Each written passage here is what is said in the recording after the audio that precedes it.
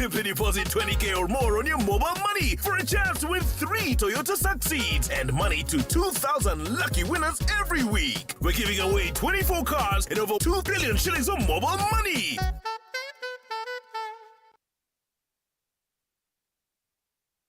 You know why Fanta goes really great with snacks? Because just like Fanta, snacking is colorful. Snacking isn't formal, which means no knives and forks. You don't even need to book a table for snacking. In fact, you don't need a table at all. Snacking is comfy and playful. Snacking is a tasty treat. That's why snacking is colorful. Snack with Fanta.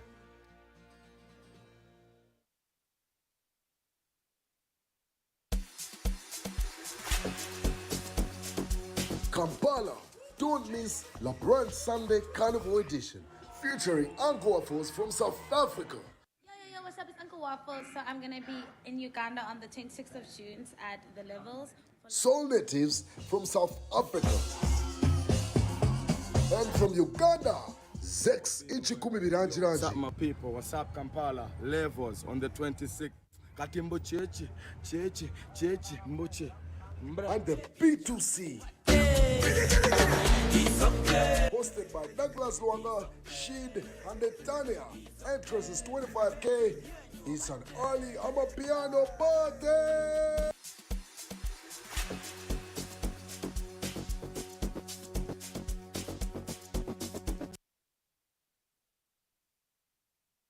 The COVID-19 pandemic has never left, and with only 36% of the targeted 70% of the eligible population at up-to-date vaccination status, our motherland's fate remains at stake. The misinformation, the distortions, and the disinformation around vaccination of Ugandans aged between 12 to 17 years have not helped matters either. This is all happening on the background of surging cases and the increased transmission, placing the country at the foot of the fourth wave. The good news is, it is not too late.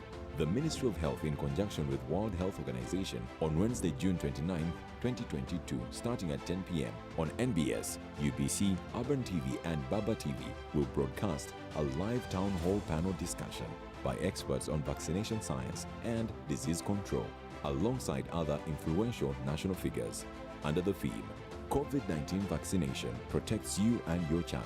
Say yes to vaccination. Follow the conversation on hashtag COVID Vaccination UG, hashtag Vaccines Work.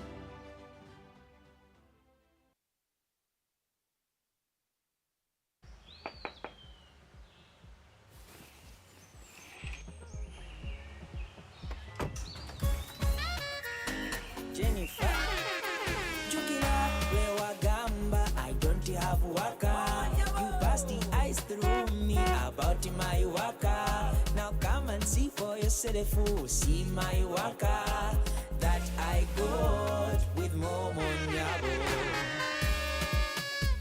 Jambola be waka, look at you waka, see my waka that I got with Momo Nyabo. Show them Waka with MTN Momo Nyabo. Simply deposit 20K or more on your mobile money for a chance to win 3 Toyota Succeeds and money to 2,000 lucky winners every week. We're giving away 24 cars and over 2 billion shillings of mobile money.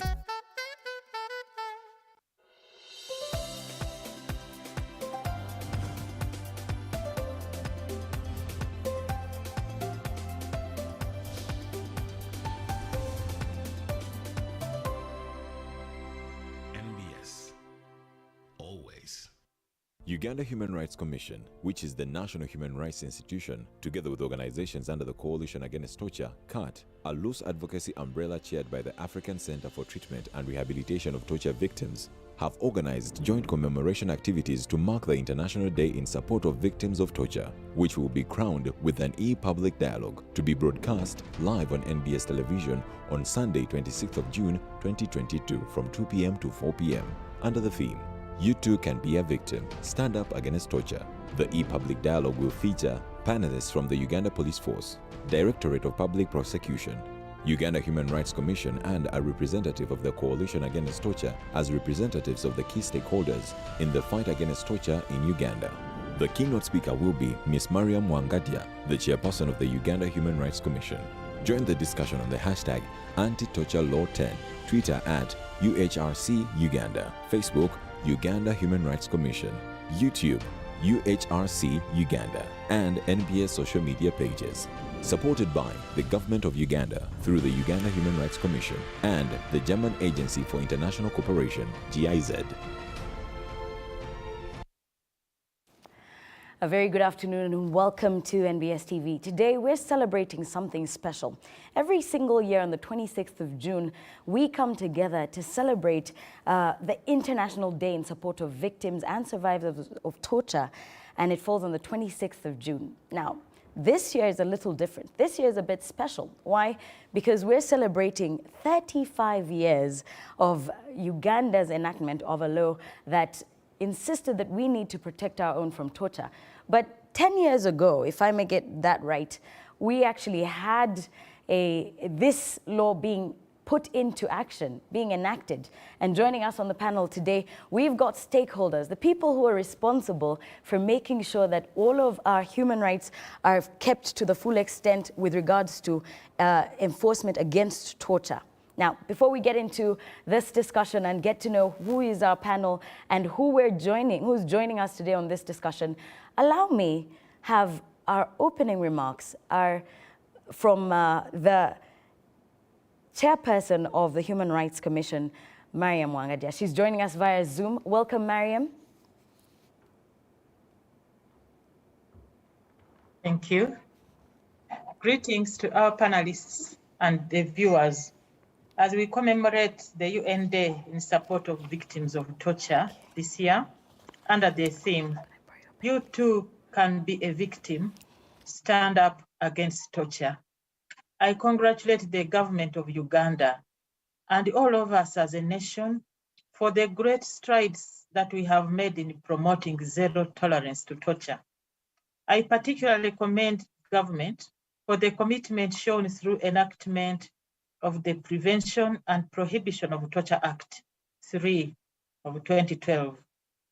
10 years on, the presence of this law has gone a long way in recognizing the dangers that torture poses to us as a society and providing redress for victims of torture. Not only is torture inhuman and degrading, but as His Excellency the President of the Republic of Uganda said in his State of the Nation address on 14th August 2021, it does not achieve anything. Any evidence obtained by means of torture cannot be relied upon in courts of law. In addition, freedom from torture is one of the 4 non-derogable rights under Article 44 of the Constitution of the Republic of Uganda. Let us all play our role in speaking firmly against torture and putting in place mechanisms to prevent its occurrence, particularly in places of detention. Persons that are incarcerated are particularly vulnerable to torture, especially where independent monitoring mechanisms are not strong. This is why the Commission takes its role of monitoring places of detention very seriously. Last year, we inspected over 600 places of detention, which included 312 police stations, 200 police posts, 93 prison facilities, 3 remand homes, and 3 military detention facilities. I commend the government first for creating the Uganda Human Rights Commission, and secondly, for creating the enabling environment for us to perform our duties. I urge government to cement this commitment by ratifying the optional protocol to the Convention Against Torture, Cruel, Inhuman, and Degrading Treatment, or OPCAT in short, 2006. As a commission, we recognize that there have been several unfortunate events that have necessitated forceful disarmament across Karamoja. We are monitoring the situation and have made recommendations in that regard.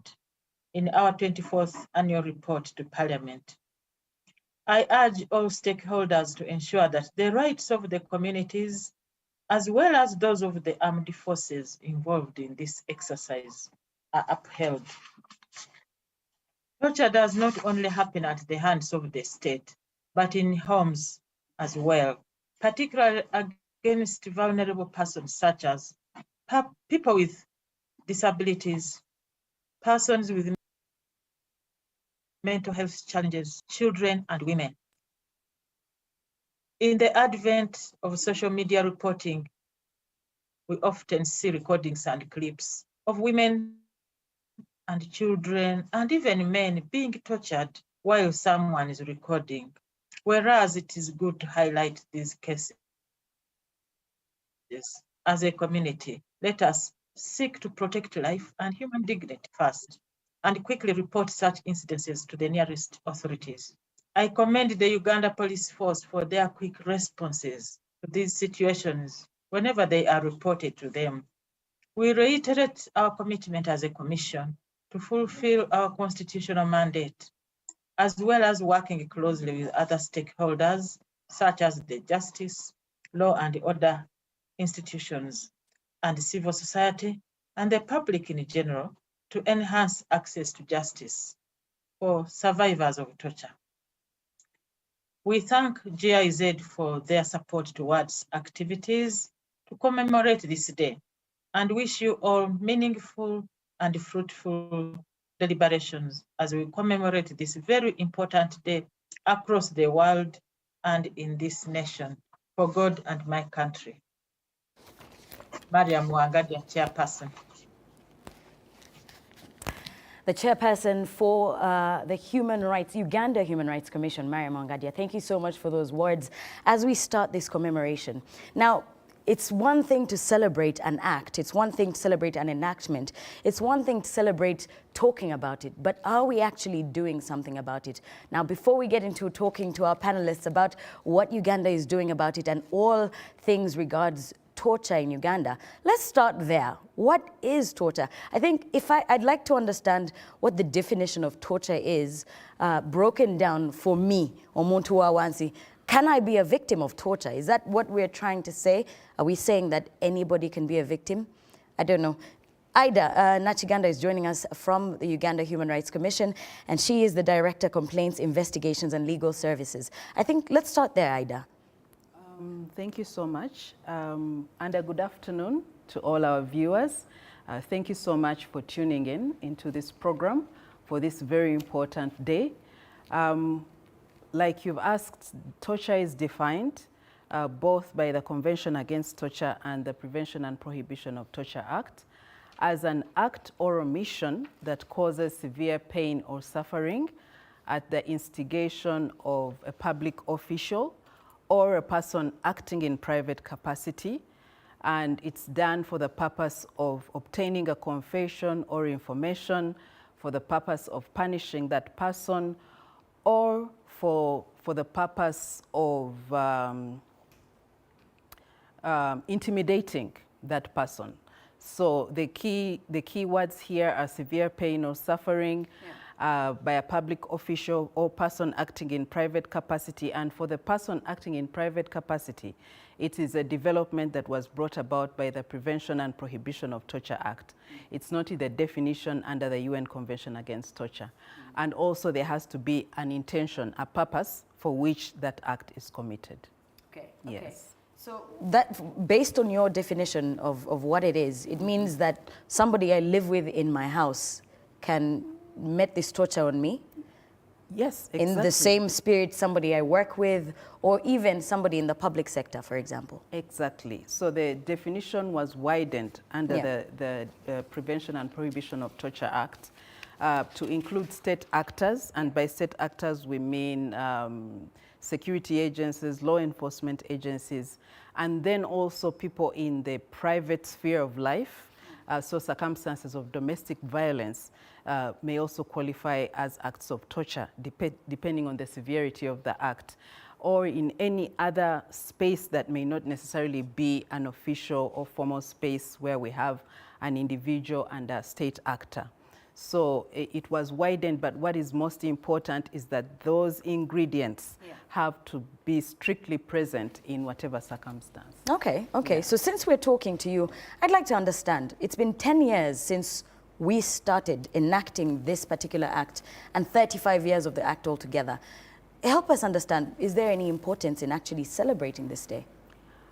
It's very important as actors, human rights actors, as members of the public, citizens of Uganda, and citizens of the globe, to recommit and show our solidarity with victims of torture. Yeah. And that is this day today, which was recognized by the UN General Assembly in 1997.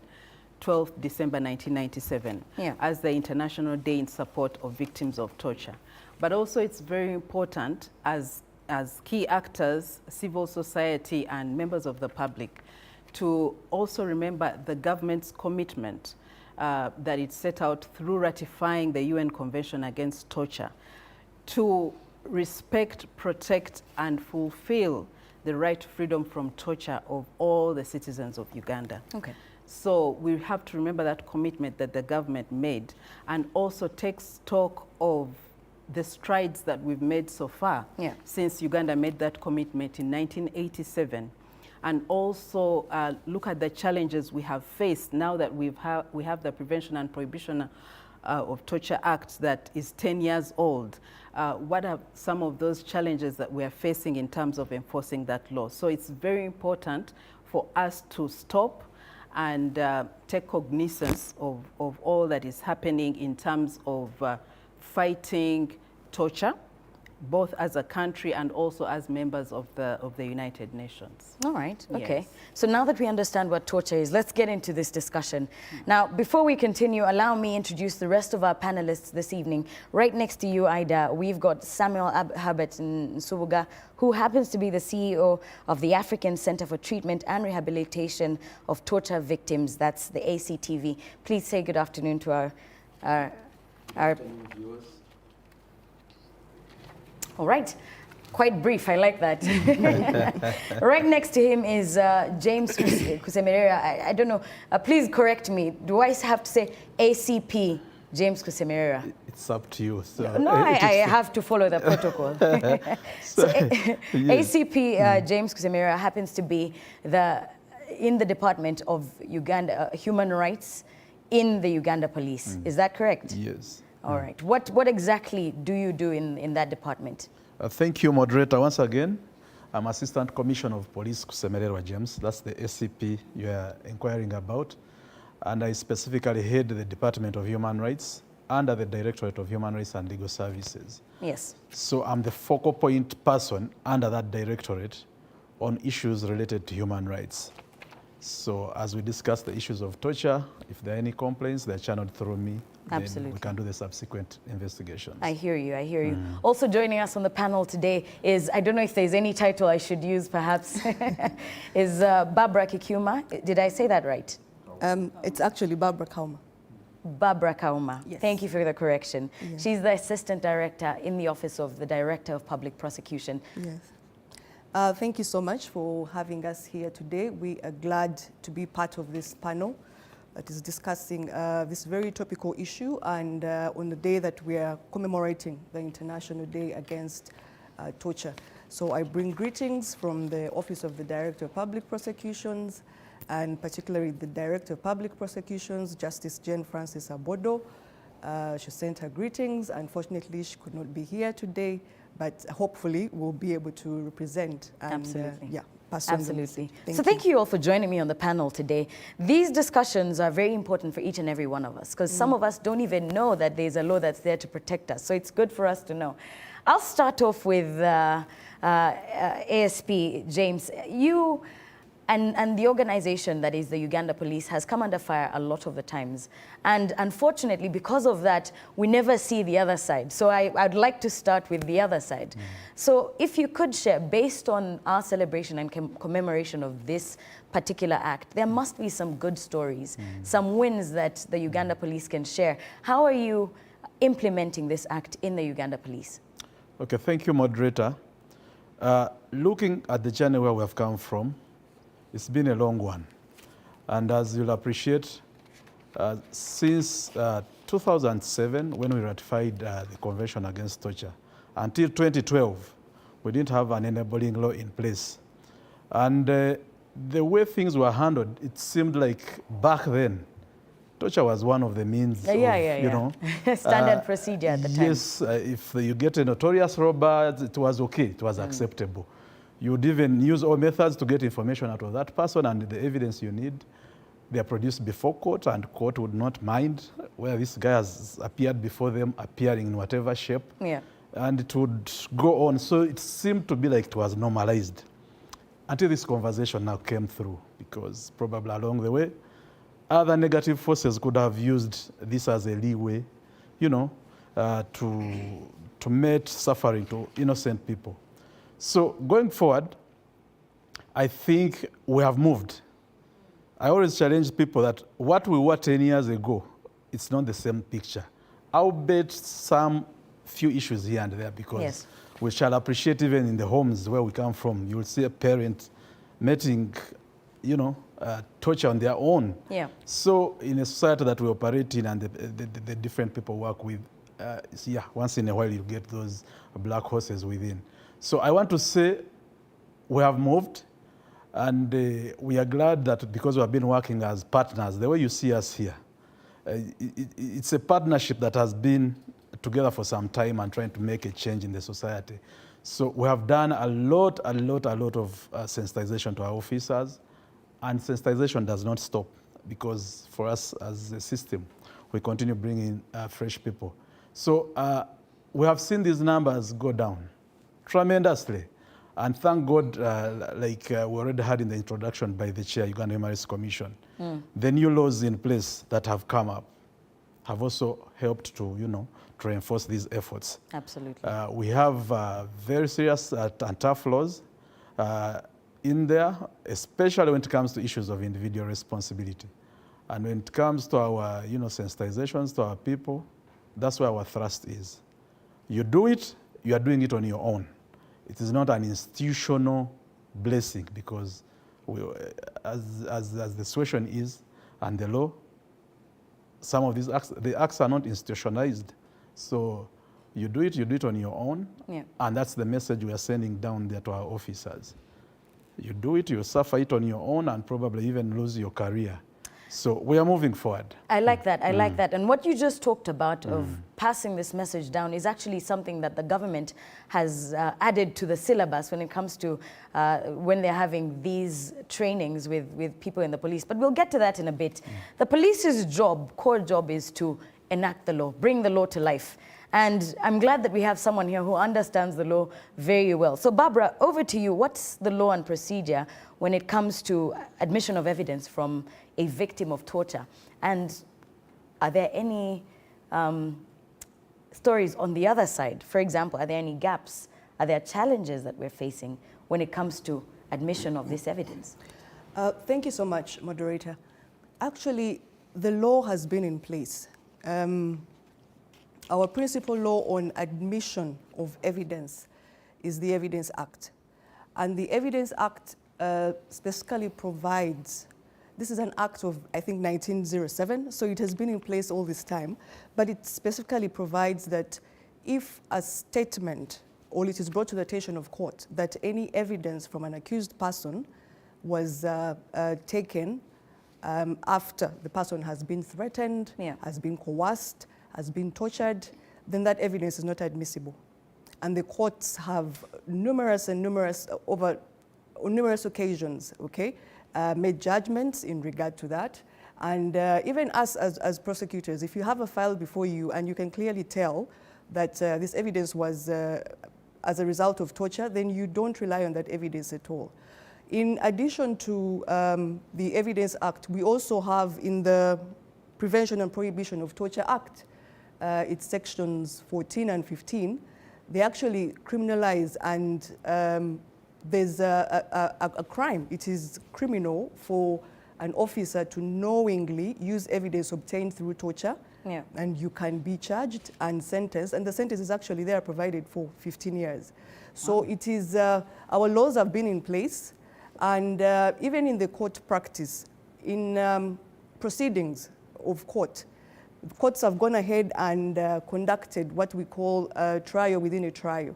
If an accused person is before court and they, in the middle of the proceedings, they tell court that they were tortured, some form of torture was some admitted form of them. torture, or if the prosecutor was intending to rely on what would be a confession statement, then the court is at liberty, is actually mandated to halt the main proceedings and then first go into understanding how this evidence was actually obtained. Yeah. So it will look at how this person was brought before the officer who recorded the statement, the surrounding of the place where this statement was taken, and then court will make a finding whether indeed this confession statement or admission was through coercion or not, and make a ruling and then proceed. So yes, the law is there. We have been practicing it. And I think it is just the creating awareness, especially where it is talking about making it a crime now, that officers should know that in addition to you possibly losing the case, because if you rely on an admission that was obtained through torture, then your case is going to definitely be thrown out. There's questionable doubt. There's questionable doubt. But at the end of the day now, people should actually even know that, you know, you can be personally... I can report and say this was obtained through torture. Speaking of the forms of torture, I think, Ida, you didn't clarify. Does threat count as torture? A threat can have a psychological impact on a person. So we have physical torture, and then we also have psychological torture. Physical is the beatings, the kickings, the use of nails. Some people have come to us and say that some of my body parts were, they used nails to penetrate some of my body parts, or hanging heavy items, stones or rocks on someone's private parts. That's the physical. But then we also have the psychological. Threats to kill you, threats to kill any member of your family will have a psychological effect on any person. So it does amount to psychological torture, depending on the kind of threats that are being made to the person. Okay. Yeah. Understanding that, it creates a much broader perspective when we talk about torture, which must make your work a little bit harder, Samuel, because if you have to find all of the survivors and actually work with them and help them, it must be quite broad. Help us to understand what your role as the Coalition Against Torture is. What is your role in all of this? Thank you very much, Florence. Now, the Coalition Against Torture started in 2005. We felt that it was extremely important to get together as a number of civil society organizations to help in trying to improve on the legal framework in the country. And together with the Uganda Human Rights Commission, we embarked on the journey to, first of all, sensitize all the relevant stakeholders, the three arms of government, and then also the security agencies and the communities. Because at that point, there was the legal framework was not really specific against torture. Yeah, it was grievous bodily harm and assault. So we felt it was important that we have this anti-torture law in place. So that's how we got together to have a number of civil society organizations and Uganda Human Rights Commission. But in particular, being that the African Center for Treatment and Rehabilitation of Torture Victims is the chair of the coalition. We also are with the only torture treatment center. So we, in addition to, from the treatment and rehabilitation of survivors of torture, it helps us in our advocacy. We develop medical legal reports, which are utilized by the Uganda Human Rights Commission and the courts of law, the Uganda Human Rights Commission for compensation, and the courts of law so that they access justice. That there are still, of course, challenges, especially in the issues of there's need of increased resources. The Uganda Human Rights Commission even the Office of the Director of Public Prosecutions, issues of investigation, the police, because evidence has to be really tight for us to get really convictions. And as I can say, we have not really had the convictions which we are happy with as a deterrent. And I think Barbara will have an answer for us on that in a bit. As a deterrent, because you would want a general, if a general goes to Luzira, I think it will send a message to the rest that torture should not be accepted. Done. Yeah. Yes. I understand. We'll get to you, Barbara, in a bit. But before we do, you've talked about the work that you're doing with Uganda Uganda Human Rights Commission, my bad. And you're doing a lot of work together. But I'd like to understand, why has it actually taken Uganda this long to ratify any of these optional protocols to the coalition against torture? Uganda has ratified the Convention Against Torture. Okay. Like I said, it did so in 1987. However, there is an optional protocol to that convention, which is called the UN Optional Protocol on the Convention Against Torture, which is the UN OPCAT in short. Now, what this protocol requires is that there needs to be access to places of detention. It is believed that a big number of cases of torture happen in places of detention. So it provides for access to places of detention with either police, prisons, remand homes, military places of detention, so that we have a preventive mechanism against torture. So what the UN OPCAT requires is there is a national preventive mechanism at the national level, but then there's also the subcommittee against torture. And the subcommittee against torture is at the UN level. So that subcommittee is supposed to access places of detention here in Uganda, if Uganda were to ratify that optional protocol. I believe that for Uganda, since we have justices of peace, including the Uganda Human Rights Commission, which has the constitutional mandate to inspect places of detention, there has been that slight delay or that delay in ratifying the UN optional protocol against torture. But I think it's very important to have a number of actors on board, just so that we are able to know that if the commission is not here, the subcommittee against torture will be visiting and will be inspecting these places of detention, so that 12 months a year or every time as people who operate these places of detention, we are on our guard to know that there are several eyes looking at us. And so we need to be on top of our game in terms of preventing any acts of torture in these places of detention. Yes. Okay, so one of the very many important things to do to prevent further acts of detention is, like Barbara said, there's a need for proper documentation, and Samuel has stressed the same point. So over to you, James. There seems to be a very high need for proper documentation, but Uganda Police has insisted on using an older form that might be causing problems. Could you give us a bit of detail on that and why? I don't know what you mean by older form, but I know there's some work in progress. The original police form 3? Okay. Yes. Okay, thank you. So I think there's something going on right now. We're actually working with the SCTV to move away from that, because the older form was not being specific on exactly the exact information that is required to, to get this kind of evidence. And maybe some will tell us how far we have reached. They had initially passed it through our directorate, but we guided. This is more of CID work. When it comes to investigation of these cases, I would rather that CID directorate takes the lead in terms of changing the form. And I'm sure that is not yet lost, because it came up, SCTV brought it up so that we try to harmonize so that they get the evidence that they desire.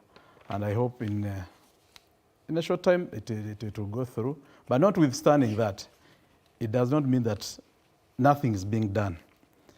I know some commented that they are not yet there, they have not got the fish that they desire, okay?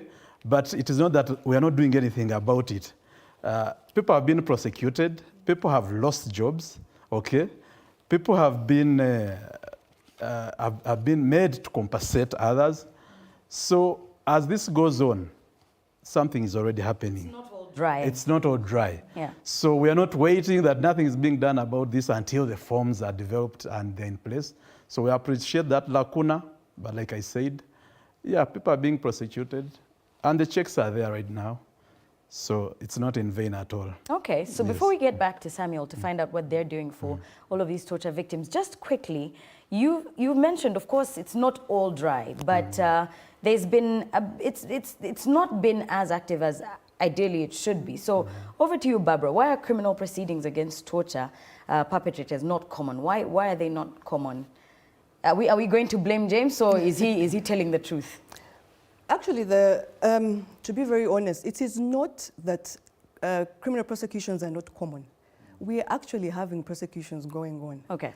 I can very authoritatively tell you, for example, I can give you statistics. For the period July 2021 to March 2022, that is, to the end of this financial year, we've had DPP at least registered 2,205 torture cases, okay, in our records. Okay. 205 torture cases were newly registered. Those are registered? Yes, okay. Registered and in the system. Okay. Somewhere, perused, sanctioned, and went through.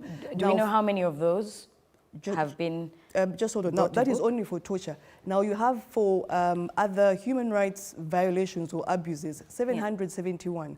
So we are looking at a total of around 976 cases that have gone through the system. And we are not yet even, we've not captured the time, April, May, June. Yeah. Yes. So we have our statistics. They've gone through the system. We have secured convictions, in these cases. So it is not all lost and dry, and this has been a result of the effort. I actually want to thank SCTV.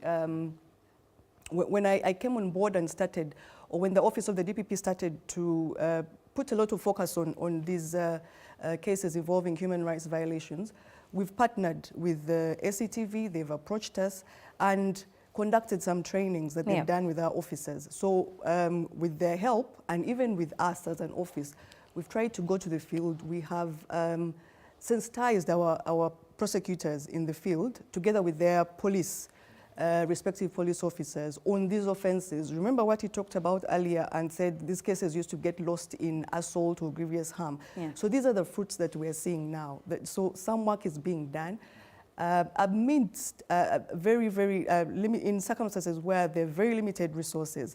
But we've been able to reach our prosecutors across the country, at least an effort made. And people are now alive. So when a file comes from police, a prosecutor is able to direct that, no, I think this is torture, so, this investigation should be done, and this, create more fine lines and dot the I's and cross the T's. Yes. Okay. So we've done some work.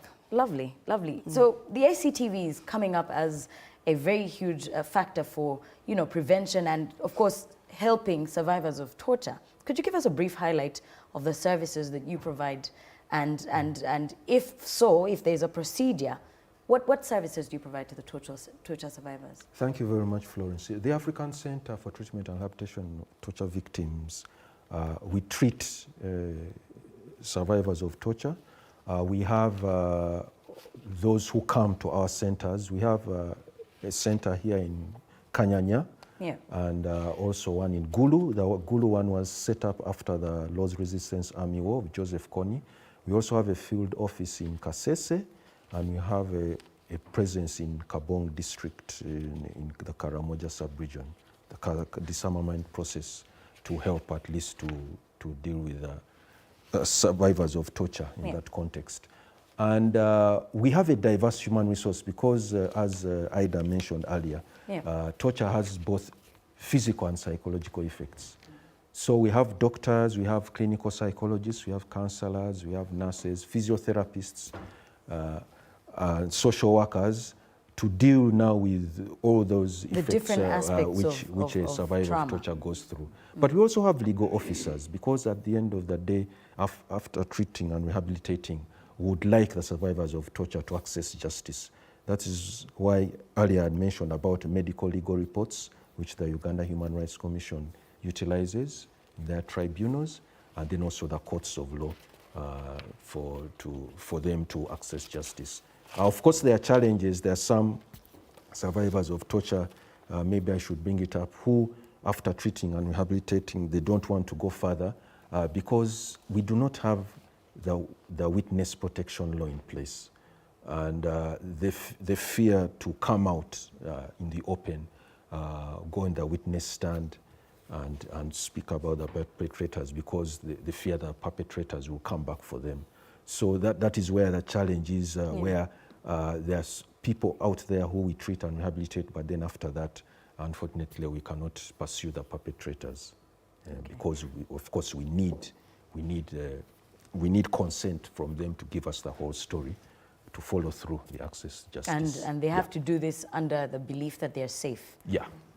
Okay, so one of the things that's a very huge challenge, it's very easy to see physical torture. Well, it's not very easy, but sometimes when there's a scar or things like that, when we talk about things like psychological torture or threats like Ida explained, it might be a little bit hard. Have you had a challenge proving psychological torture, Barbara, as the DPP?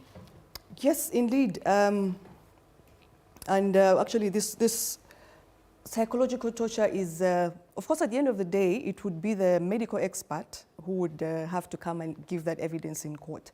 But as prosecutors, we are well or are better off when, first of all, even us, we have understood what our witness is going to say. So the issues of psychological torture, first of all, stem from, do the victims have access to being examined in instances of psychological torture? Then the medical facilities, are they available, and are the doctors there that actually will conduct the psychological torture and produce reports that can adequately be or can adequately sustain the evidence in court? Because I'll give you an example. Someone will ask, if you're saying this person was psychologically tortured and probably these are the parameters, the question will be, what was the baseline, because at least for physical torture, you have definitely probably injuries can be seen. Something that you can see. Injuries can be seen. They can tell the number of days that the injuries have been on the body. But if you get someone psychologically to establish that it is this act that has, increased the parameters up, someone would say maybe that person had lost a job, they were already psychologically tortured. It's hard to prove the before and after. The before and after. Yeah. So that's still a challenge, and I think with more engagements and with probably SCTV and Uganda Human Rights Commission, we look forward to them maybe helping, having more trainings for our prosecutors, prosecutors to also get in contact with the doctors or experts in this, so that as a prosecutor leads the evidence in court, they know where we're coming from, they know the questions that may come from the other side, because we don't want to take a matter to court and then end up losing it. So by the time we take it to court, we're sure that they know what they're looking for. Yeah, we'll secure a conviction. Okay. So one of the things that's very necessary, especially for victims, is things like timely receipt of these awards, compensation, and things like this. Is there a process to this with the Human Rights Commission? And take us through what that would mean. Compensation, first and foremost, for our viewers, it's very important to know that compensation is key for a victim of torture. It's a way of trying to repair the injustice that the person suffered. It's very difficult to say that you will get them to the position they were at before the torture, but it's really a way of a stepping stone, helping them try to rebuild their lives. And at the commission, when we are done with our investigations and evidence has been collected, and the matter has gone before the tribunal has had the matter and indeed determined that the person was subjected to torture, the tribunal will award the victim compensation. Compensation which is paid by, previously it was paid by the Attorney General, but now the practice has changed, and I think the practice changed about 2015, 2016, thereabout. Compensation is now being paid by individual institutions. They call it decentralization of payment of compensation awards. Yeah. So what was being paid by the Attorney General is now being paid by the Uganda Police Force, the Uganda People's Defense Forces, and the Uganda Prison Service. The Attorney General is still paying arrears from before 2015, 2016, but after that period, it's now been decentralized to the individual institutions. Of course, even before that decentralization, there were challenges in payment. You see, when somebody has gone through torture, they've been traumatized, and the effects they are going to stay with for the rest of their lives. Yeah. So it's very important that even with compensation, it's paid in a timely manner so that this person is able to start rebuilding their life, trying to make sense of their life. To kickstart the recovery process. Exactly. So where it is delayed, there's now another re-traumatization because of the delays in payment of compensation. Those challenges have been persistent. However, all is not lost. I can say that with the Attorney General, they are really actively paying the arrears. In the financial year 2020-2021, the Attorney General paid a total of about 600 million to victims of torture.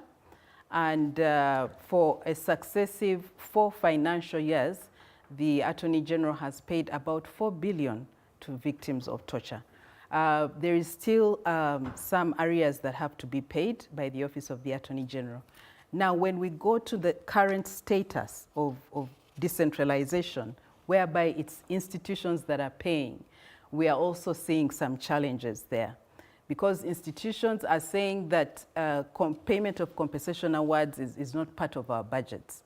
So victims are going to these institutions and sometimes are being made to wait for quite some time to have their compensation being paid. The UPDF, I can say that the UPDF and the Uganda Prison Service really are taking positive strides in paying compensation awards. I think the biggest challenge, and James will come in here, is with the Uganda Police Force. And I think it's because of the high amounts of money that are against the institution, both from courts of law and from the Uganda Human Rights Commission. So I think with the Uganda Police Force, it's going to be about prioritization and seeing that for some of the very old cases, the very old compensation awards that are pending payment, that at least those are paid off, and then we come up with a strategy of paying the rest. But that's where we stand in terms of payment of compensation awards. It involves a lot of advocacy, a lot of engagement. We are glad to say that we now have the Human Rights Committee of Parliament on board. So the Human Rights Committee of Parliament has the powers to summon these institutions and really find out from them how far they've gone in paying these victims their compensation awards, what are the challenges, and so that the institutions can make commitments towards paying these awards. All right. Yeah. So over to you, James. Before we get into the compensation and that conversation, I'd like to know from the point of view of, let's say, a person who is in the public, yes? A lot of the times when we see situations like somebody in any one of these organizations meting out torture or being a perpetrator of torture, we never really know what goes on behind the scenes. And I think we'd like to understand, to help us feel like there's a bit of justice, what is the procedure if somebody, for example, is reported in the Uganda Police to you and they tell you, you know what, this person did this and they are being accused of having perpetrated torture. What's the procedure that the police takes? Okay, thank you, Florence. I think you are raising a pertinent issue. We do a lot, and I think the accountability at times is less, and yet, you know, action has been taken. And this is something we are trying to push. So how do you document and account to the public when you have taken action against an officer so that, you know, the public gets to know. So going back to the complaints, the reporting, if someone, you know, has landed into this kind of unfortunate situation. One, I'll first point out, by the way,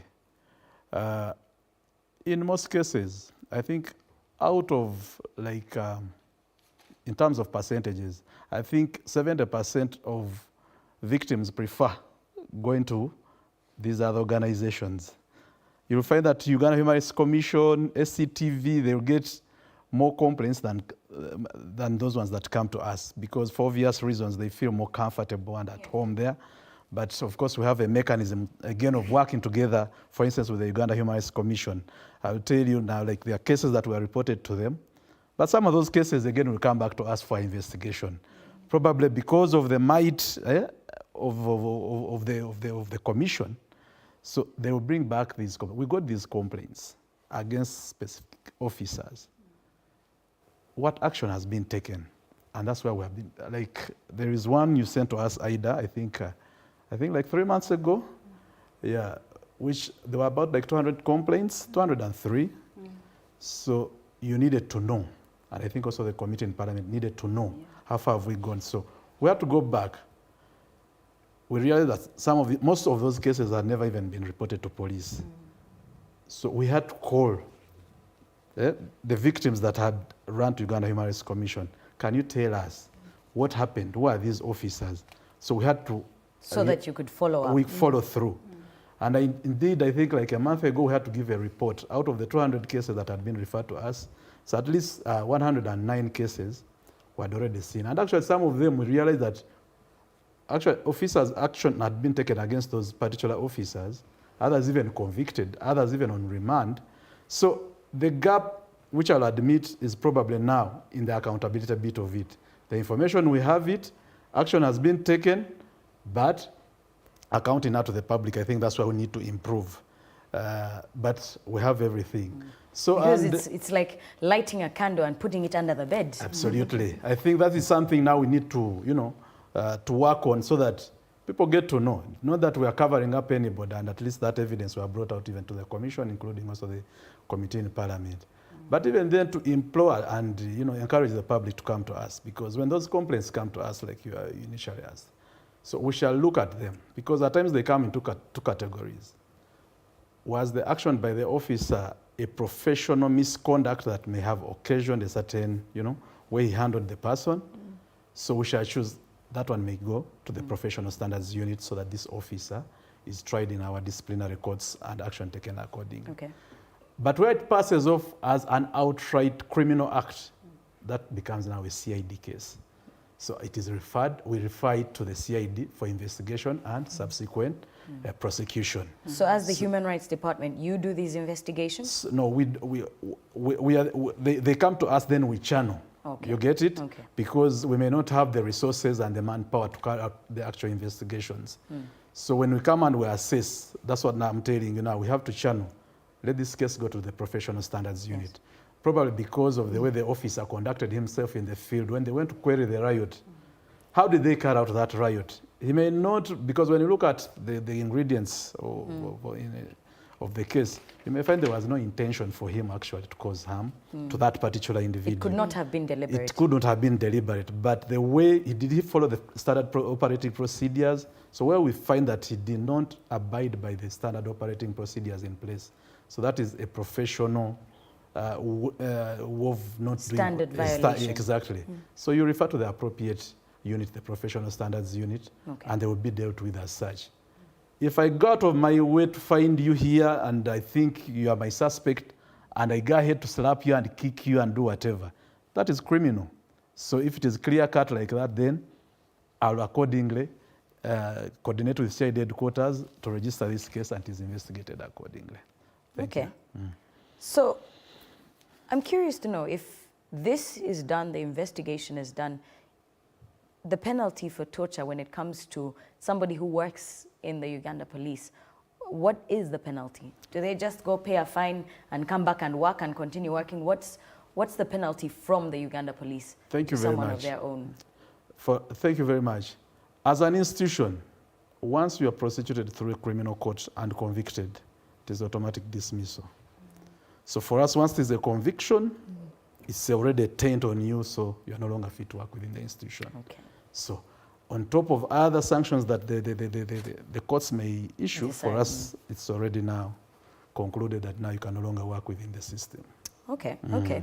I'm curious to know, Ida, who does the follow-up on all of these? Is there somebody who's holding, because we're very many stakeholders and it's very easy for, you know, each one of us to do our part, but who holds the entire team accountable?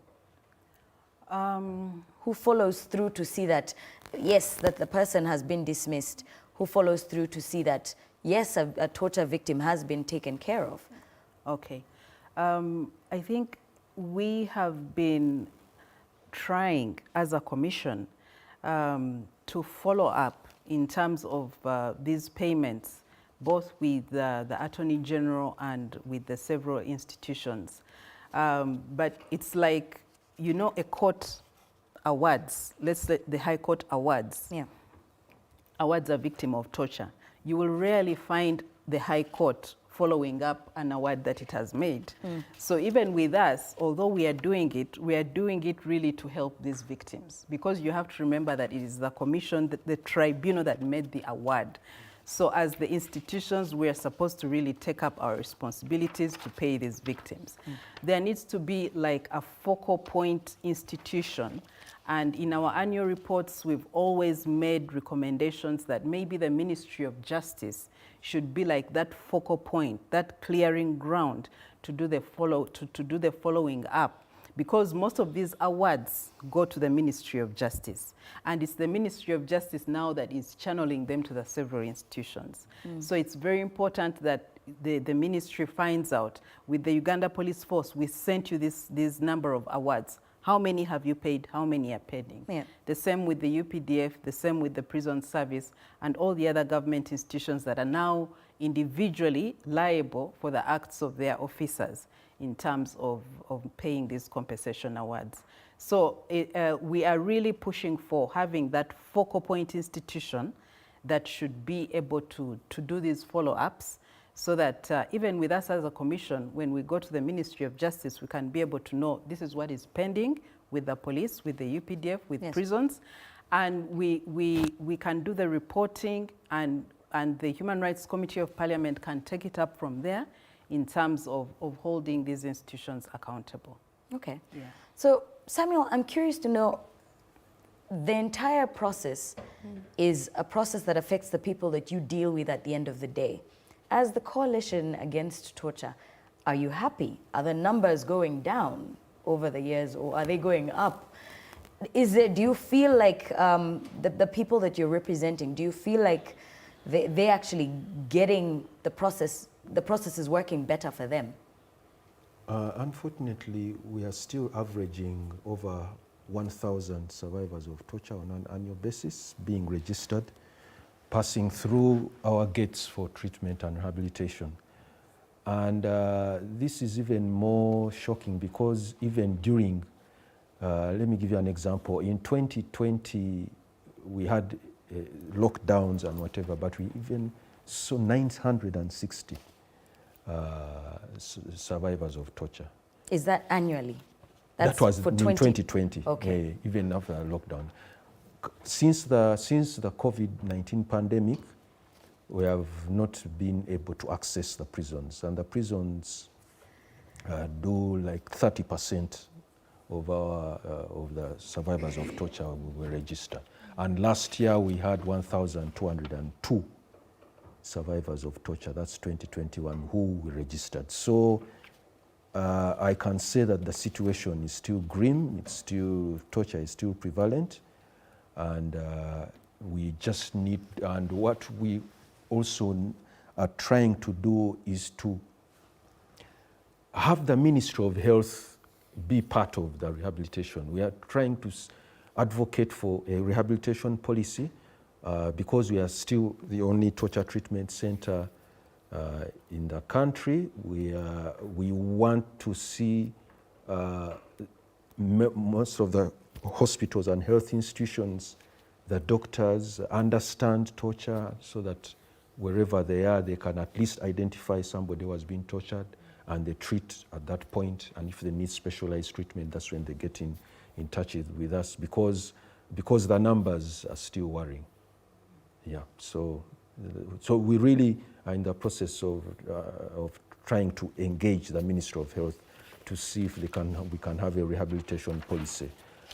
So far we have had inroads in the areas of mental health, because mental health, the psychological effects of torture, there is an element of mental health where at least the Department of Mental Health is on board with us, and we are having a number of trainings already in that direction.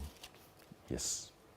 Okay, so Barbara, there are numbers here that are very uncomfortable for me to share. Based on what he's shared, he says in 2020 alone, they had about 900 or so people walking through his gates.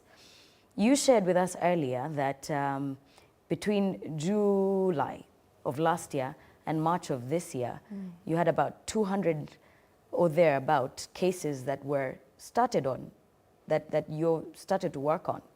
So if we take averages, and let's say if he's averaging at about 1,000 people who are coming to him for help, and you're averaging at about, let's say, 300, optimistically, of cases that we're starting, do we see a disparity? Could there be a challenge, and why?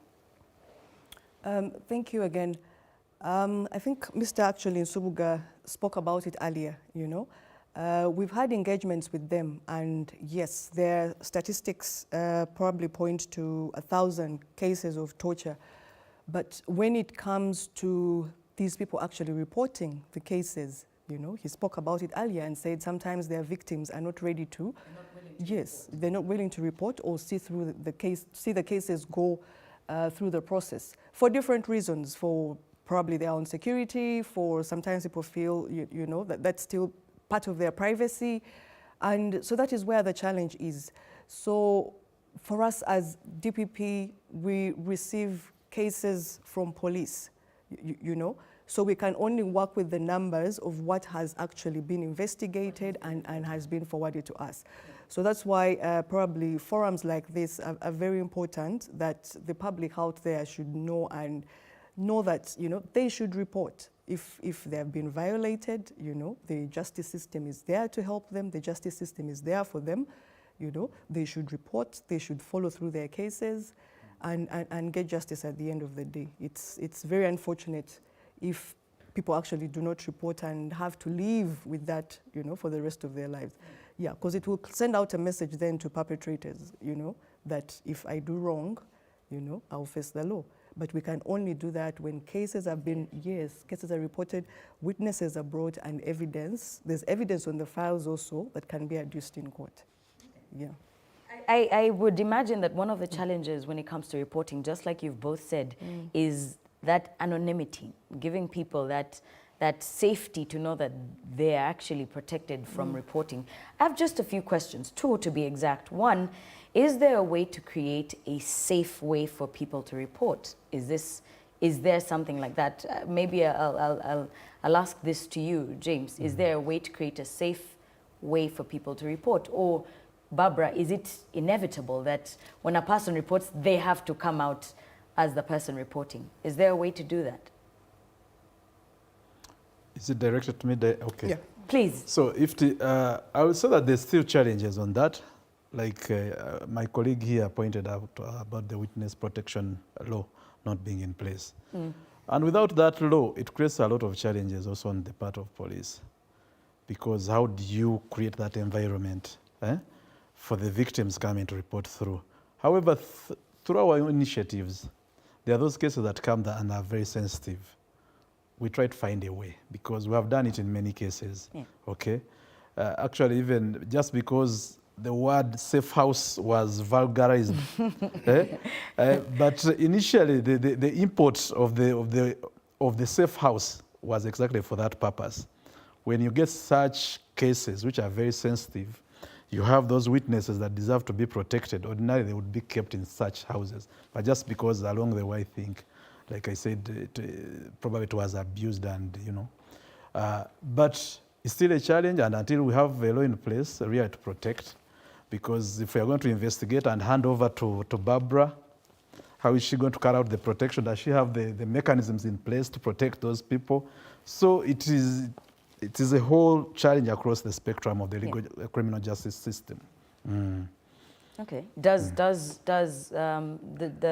the process, the court process, does it allow for anonymity? After we're done with this part of being able to protect the witnesses, when it comes to court and all of that, does it allow for anonymity in any way? There are mechanisms that can be put in place, okay? The Office of the DPP actually has witness protection guidelines that we've tried to put in place, you know, that our prosecutors are supposed to follow.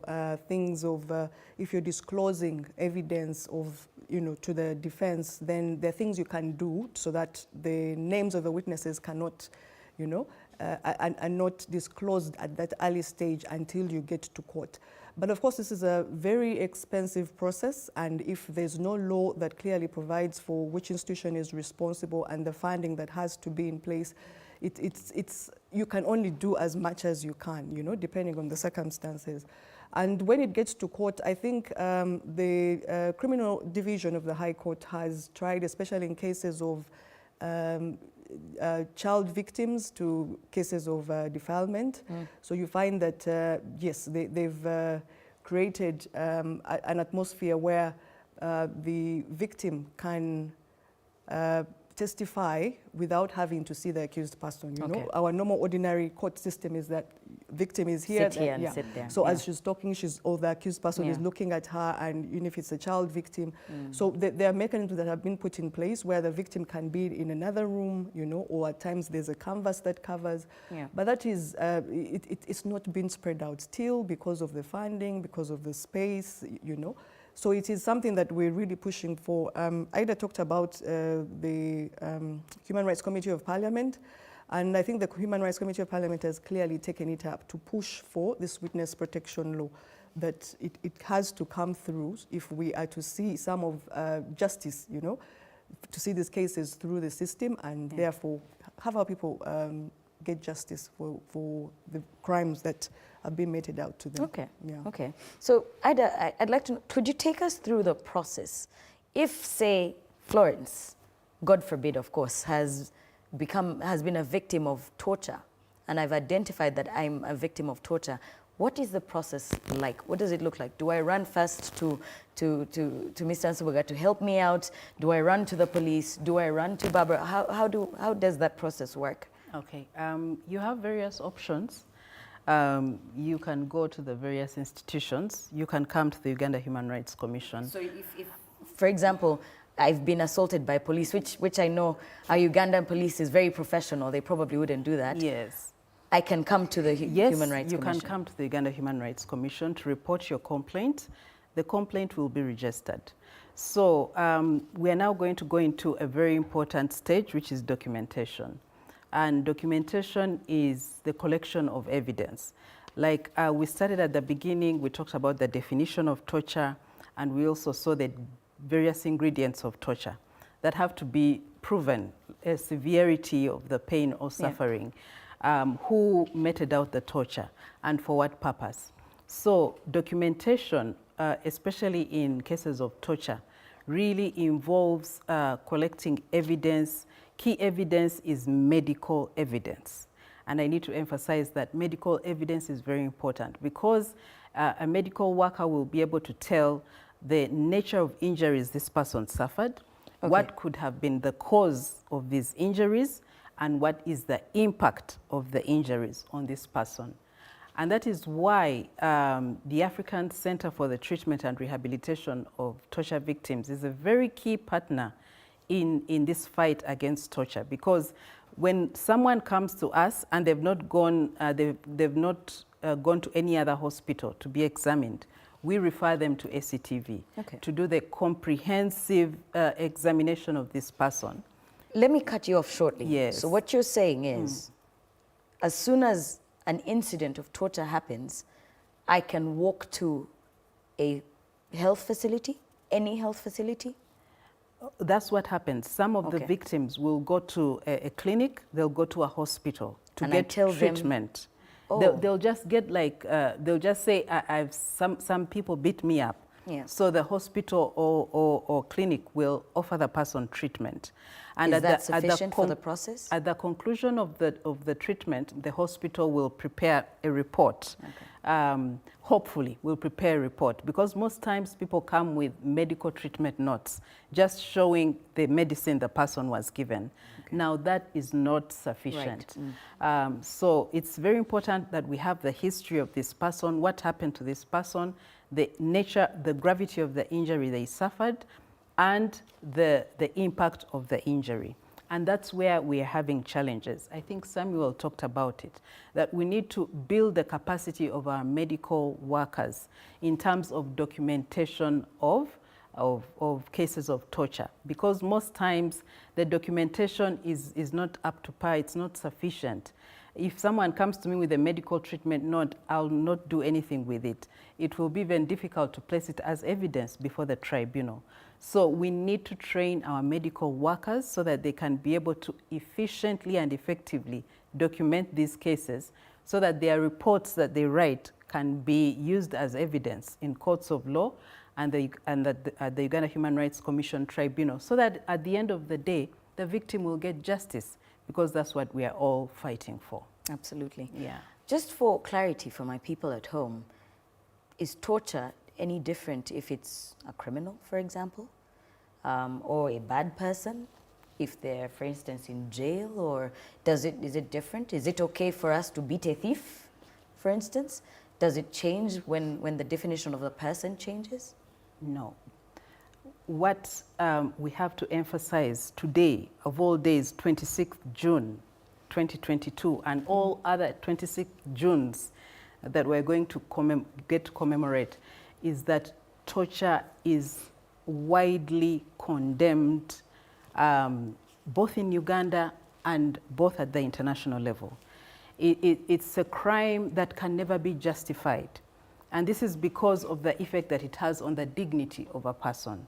So even if somebody is in prison, or they're at a police station being detained, awaiting to be taken to court, they should not be tortured. That's the message we need to put across. Even mob action is in the strict sense of the word, is torture.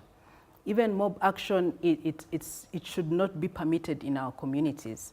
I know people resort to it because of various frustrations they may have with the criminal justice system, yeah. But as an act, taking the law into your own hands and beating up someone, burning someone with tires, killing that person, really these are acts that violate the dignity of a person. So in whatever form, in whatever context, whether in our homes, society, prison, or police, torture is not acceptable. Absolutely. Yeah. And that's the message that we're actually still sharing and communicating with you via the hashtag anti-torture law 10. Anti-torture law 10. So if you have any messages, please put them on there as we get more and more clarity. Over to you, James. I'd like to understand, is torture a criminal or a civil case? No, torture is a criminal act. Okay. Okay, but you can get civil remedies at the end of the day. So, and actually what is happening, now that people are getting more and more sensitized, people are going more to claim for the civil remedies out of the torture than actually reporting the crimes. Are these the compensations? The compensations. And maybe the lawyers see it as a shortcut. Once they have the evidence of torture, they would rather not waste time going to the criminal court. Okay, so they'll go straight away for civil remedies. Okay. Okay, so that is the difference. But by and large, it is a criminal act. Okay, so is this okay, Barbara? Is it okay for people to seek those the civil dissolution of this act or this criminal act, or would you encourage people to come through the process, the entire legal process? No, definitely. It's the law provides for the civil remedies, okay, which is okay.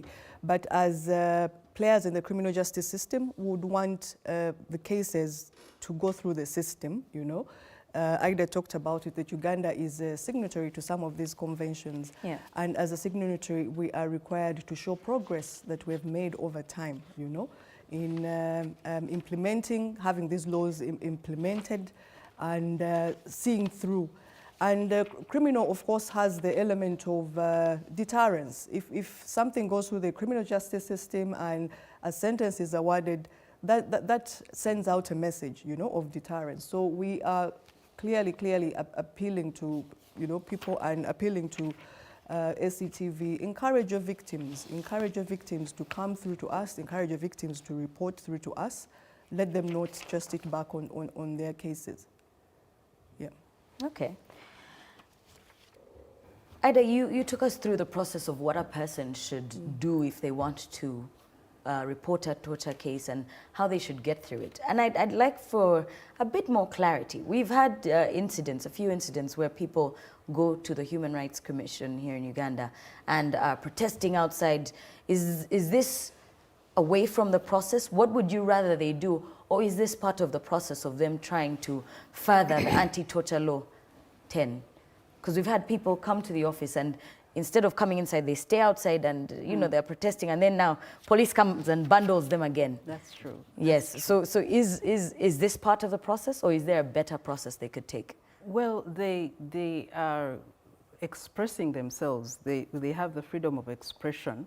But in terms of the formal processes, I think it's better that you actually enter our offices and lodge your complaint so that your complaint can be registered and investigated and generally moves through the system. And if indeed it's a genuine complaint, that it can be heard by the Commission's tribunal and that you can get justice at the end of the day. Well, there are various ways that people would want to send messages across. And that is why you'll find some of them camping at our offices. I think they like our Central Regional Office very much because it's in Naguru and it's just opposite police headquarters. So it can Two birds with one stone. It can easily elicit attention on whatever subject matter that they are trying to Everybody put out. gets the message. Exactly. And so really, I would not want to say that that is a method of lodging your complaint. No, it's important that you actually enter through our offices and come and formally lodge your complaint. Okay. Yes. Maybe Barbara should have her office close by there as well, and Henry as well, so that at least it makes it easier for us to get to you. Over to you. I'd like to know, are there actual effects of torture? Or is this, you know, growing up African, we unfortunately believe in suffering and it's a small thing and things like that. Are there actual effects? Do we have a reason to be afraid? Or is this something we can ignore and continue living with? Are there effects of torture on the torture victims? And of course, if there are remedies, please do share those as well. Yeah, they are, as mentioned earlier, physical and psychological effects. The physical effects are easily seen, bruises, and actually they can take 2 to 3 months and they go away. The psychological effects are the ones which are not easily seen. You can actually see somebody there, you can see he or she is full everything, but inside the person is broken. Let me give you an example. We are still treating survivors of the Lord's Resistance Army War. Do you know the year it ended? Wow. 2006, but they are still coming. Yeah. The psychological effects manifest themselves even after many years. That's 16 years. Yeah. I mentioned that we have presence in Karamoja sub-region, but even those who went through the disarmament process many years ago are still having the psychological effects. And in terms of treatment, let me concentrate on the psychological effects. We have the clinical psychologists and the counselors. They go through a number of sessions. They can even come up to 10 sessions. Yeah. And it's not drugs per se. It can just be talking, a number of therapies. It can be individual therapy where the counselor speaks to the survivor of torture. It can be a group, if it's a group of people who have gone through similar experience, just working together, going through, even sharing a story is part of therapy. So on average, it can even take like 10 sessions to have an improvement of the psychological effects. So the issues of torture are extremely serious. As Ida mentioned that, I mean, at the end of the day, because it affects you mentally, your dignity, destroy you, and of course, people have different coping mechanisms. There are some who can come out of it, but then there are those who may be broken forever. So really, torture is extremely serious matter. In the case of the victims from the war in the north, Yeah. is there rehabilitation of these people, or do we take people out of that environment completely? Is there ever hope to rehabilitate these people? Yeah, they have been rehabilitated, but as I said, it takes time. It takes time. It takes time, yeah, they have been rehabilitated. Yeah. Okay. Yeah. And just like rehabilitation takes time, definitely the process of learning how to do things right takes time. So James, is there a need to continuously train police officers on how to, you know, properly interact with everybody else? Is there a continuous need? And not just police officers, we're talking about anyone in government or not who interacts with people constantly. Is there a need to constantly train them? And is there anything in place? Is there a mandate in place? Is there a program in place to constantly train these people? Okay, thank you, Florence. Now, what you're saying, that is, without any doubt, this is a continuous process. And, but I would say this, human rights is one of our subjects at the training school when the police officers are being recruited into the system.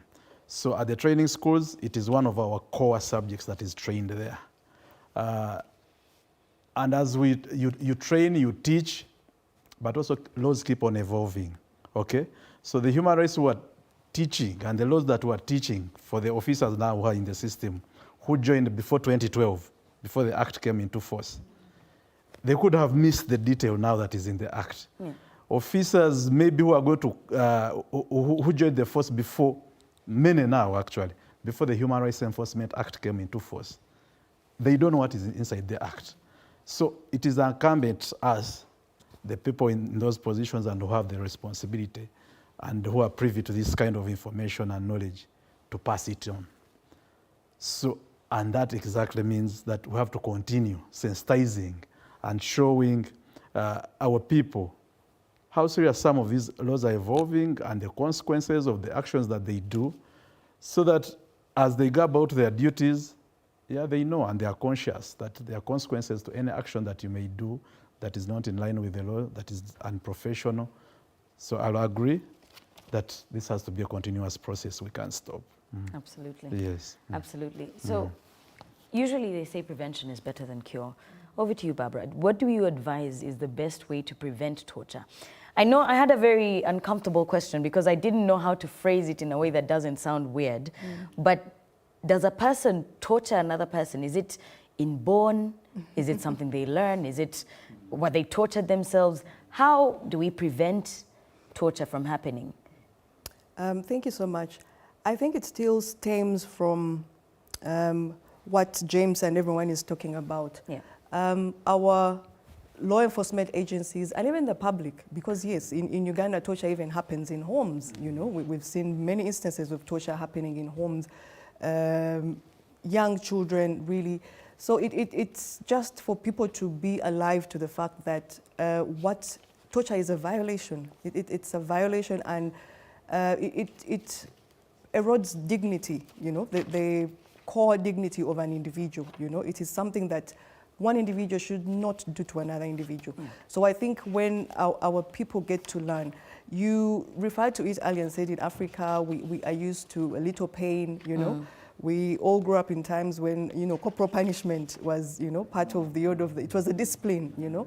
But we've seen instances where the corporal punishment has now actually led to someone getting injuries. There's a case where a child, I think, you know, their spine got affected. So imagine such an effect on something where you could have punished this person in another way, you know. There's other ways of disciplining.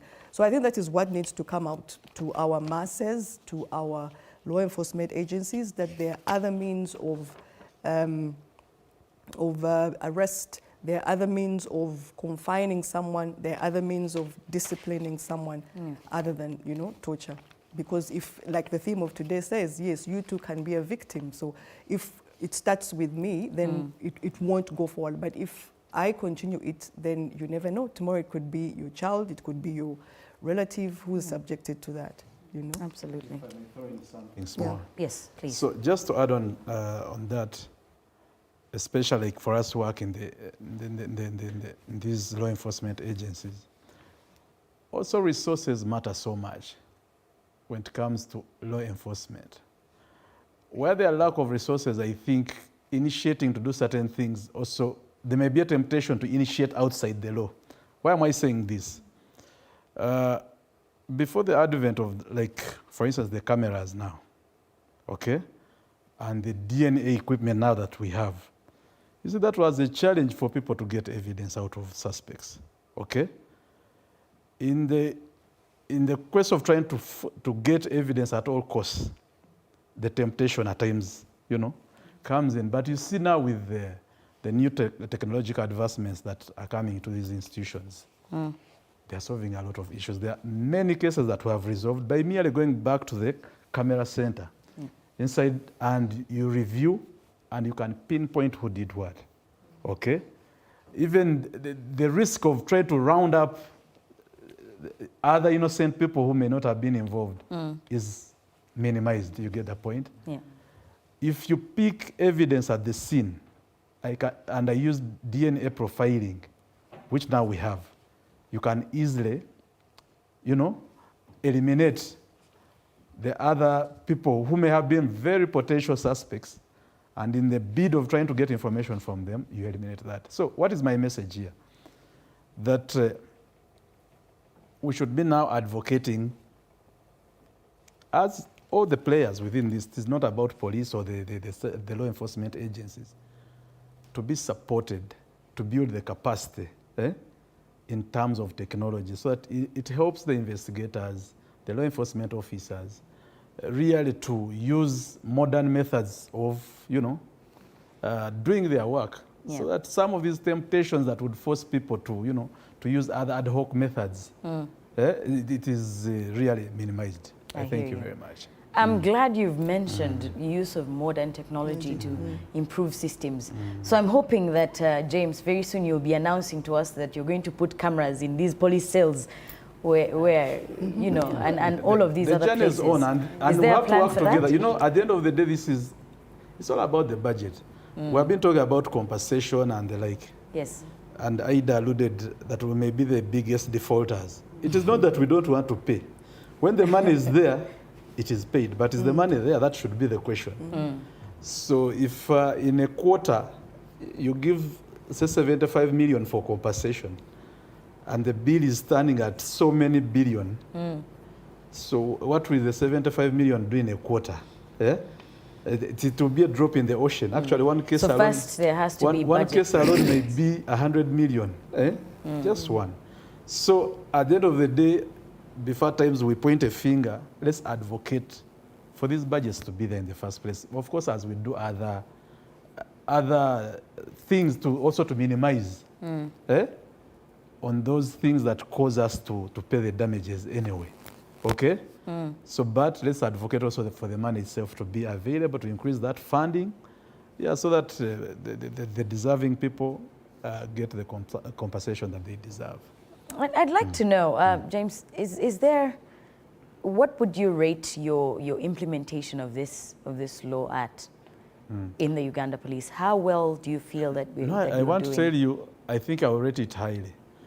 Because I think if we had to compare, because I will not go into the details of the figures, I may not have them off cuff, but the situation then and the situation now, just by mere observation, I will leave that to the audience and to the people.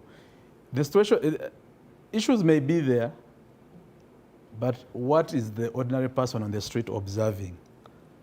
What is the police's conduct as it were then and what it is today? So by not even mentioning figures, because you can mention big figures and the like, but people on the ground are not seeing anything. Because that is the kind of feedback I would like to have. But for us internally, we are seeing that now we are moving somewhere. And principally because, I think because of the new laws in place. They have done a lot really to professionalize our work and the way we do our things. Mr. Nsubuga mentioned something that would be very ideal to see maybe one, let's say, big person brought to book. Do you ever have any challenges as the Human Rights Department of the Uganda Police bringing any errant officers to book? So he mentioned that, but you see, criminal law, you deal with the individual that has committed the crime. It's not about because the IGP, the boss is the head of the institution, and I commit a crime, and he has to suffer on my behalf. So because that is the message we send across, because that's why we have been also trying to, what word should I use? This word which was used in the past, orders from above and the like. And we have been bringing it down and showing people those sections of the law that talk about individual responsibility. Stop hiding behind the people, the bosses, the powers that be. It is you who's doing the act. So when you are sent and given an assignment to do, the issue should be asking yourself, am I doing this according to the law? And if I'm a big person and I'm giving you an order to go and do an unlawful act, the law also gives you that leverage to refuse to do an unlawful, to implement an unlawful order. No, you may think so, but you're protected by the law. And that's why the Uganda Human Rights Commission is there. Okay? I see you looking at him with a side eye. Would you like to say something? No, and I want to emphasize this. I want to emphasize this, and to the people, and the people we work with, to know this. Laws, you should obey orders from above, but the orders should be lawful. That is the principle. Orders from above, but obey lawful orders. Okay.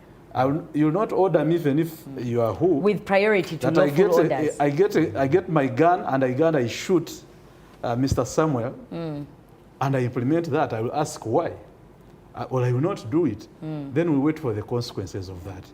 So, but if an order is given to me and it is lawful and I disobey it, of course, action will be taken against me. Whether or not I have a gambanogu. So, we need to differentiate the two. We need to differentiate.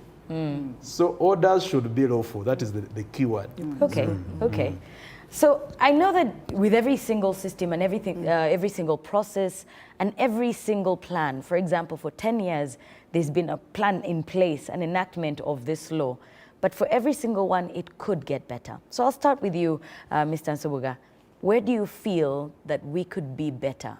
For example, as CAT or as the government, where do you feel we could do better when it comes to enacting this law? Okay, thank you very much. First of all, the issues of reporting, as already alluded to earlier, because the law is there. The law was actually simplified into easy to understand English, and then also translated into Luganda, Swahili, Acholi, Nyankole Ruchiga, Karamojong, and want to go further, Atesol, Alu, Lugbara, so that everyone knows that there is a law so that they can report. So the issues of reporting, we can do better. Then there are issues of also including various hospitals and health institutions in the areas of, first of all, identifying and treatment and rehabilitation of survivors of torture. I think it's an area where we feel we should work closely with the Ministry of Health, so that the areas of treatment and rehabilitation also can expand, because it's kind of challenging. Because our services are at no cost to the survivor of torture, and we are dependent on development partners. So we would like also the referral hospitals and all the government hospitals to also assist in this, because most of the survivors of torture are vulnerable, economically disadvantaged. They do not have any resources to pay for even any medical services. So those are the two areas for now which I can which I believe we should start we with should improving.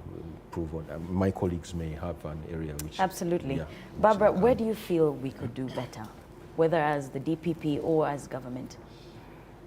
Thank you again. And please, sorry to interrupt, but if you feel like any one on this panel has something they could improve that you feel you can share, please do. Thank you. Yes, I clearly cannot depart from what the other panelists have talked about. Finally, Mr. James here talked about the issue of training. Training and continuous, and even for the new recruits, you know, he talked about the gaps in the laws, the new laws that we've had, Act 2012. Yeah. It's been some time back, but if you have officers in the system who are heads of probably police units or heads of centers. I think, forgive me for interrupting just a bit. I think before you say anything, because of the fact that you work hand in hand and closely with James, I'd like for you to give us those recommendations after we talk to James. Yes, because I'd like to hear what James feels we can improve, whether as the Uganda Police, the government, or any of the other organizations. For the law to work? Okay. So I think this is a journey, but we're on the right path. You'll appreciate, like you have alluded, that we work closely. What you need to appreciate that police, we gather evidence, we investigate, we put in the basket, and we throw at them. Okay? So in this journey, I think that synergy has to be brought in, and we work so closely when it comes to some of those issues that cut across. We have issues of assault, because many people have accused us that most of our officers, the cases get lost into assault, grievous harm, and they do not. And why not torture? But I must also say this, that police work is not also easy work. It's not a bed of roses. When you send an officer down there in Chiseka Market, forgive me, I'm just using it for whoever is listening, to go there and enforce the law. Definitely you find a charged crowd down there, and if you're going to arrest someone, there's also a likelihood of not getting that person very easily from You might down become there. a victim as well. Exactly. Now the officer may become a victim. But also remember, the law gives me mandate to use reasonable force to restrain whoever. If I'm trying to arrest reasonable being the... Reasonable is escalated. It depends on the circumstances. Okay. So the force you come with is the force I have to apply. So you leave it to if an issue arises, it is the court to decide whether the force was reasonable in the circumstances. So there are those circumstances. You go into a community, probably it is charged up, they don't want you to arrest a certain suspect, and all sorts of things happen in the course of arresting the individuals. So when you are confronted with such situations, at what stage do you qualify to be torture and not torture? Because, a matter will be reported, I was handled, I have a bruise here, and I did what? So how do you, at what point do you qualify it? Of course, we leave it with the Barbaras, okay? And that's where a lot of blame has come to police, at times without also appreciating some of those circumstances. Not that I'm defending anyone, but that is also a real challenge at our hands. So not every report that will go to IDA is necessarily torture. You also have those situations. So as we discuss these things, we also have to be alive to those kinds of situations. But going forward, I think we just need better synergy between ourselves with the DPP, so that we understand each other. At what point are we dealing with torture? Give guidance to the officers, honest guidance, so that, because when these cases don't go through, the general public looks at the police. This does not end up with us.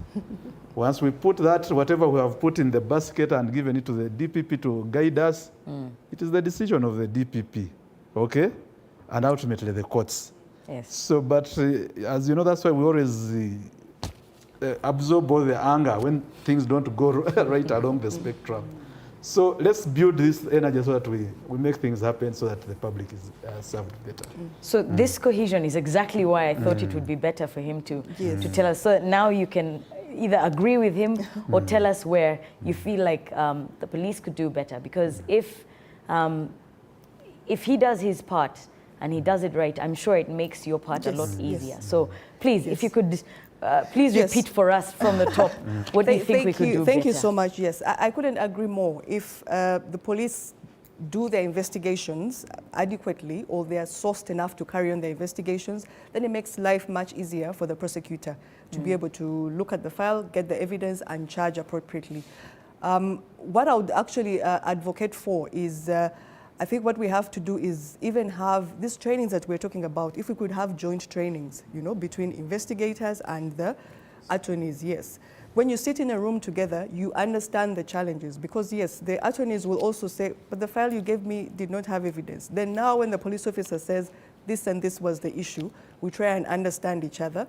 The guidance is even more, you know, and then at the end of the day, would have the sufficient evidence that we can take to court. So my issue would be to advocate if Uganda Human Rights Commission or SCTV want to help us build our capacity, they should look at having trainings, whichever region they consider, between prosecutors and investigators. And I think also the judiciary should also be brought on board. Because in as much as you understand your case, you need the judicial officer to also, you know, be on board and appreciate. So it is good to hold those joint trainings. Yeah, it would go a long way in solving some of the issues or back and forth that happen sometimes between, you know, the agencies. This was not clearly understood, then it comes back, then the file moves back and forth. So that would be for me. Thank you. Okay, okay. So now that you've heard all of them say what really needs to be done better, I'm sure that as the Human Rights Commission, you hold an even bigger, you're held at an even higher pedestal because you are a unifying factor for this entire process. What do you feel could be done better by any of these organizations and government and the Human Rights Commission? Okay. So in terms of implementation and enforcement of the Prevention and Prohibition of Torture Act, we want to see more people reporting acts of torture, and that's what we are emphasizing today in terms of our theme. Yeah. We need to build mechanisms, I think, around this law to allow it to work, and this includes the enactment of the Witness Protection Law. I think we've already identified that people are hesitant to report because they're afraid of reprisals.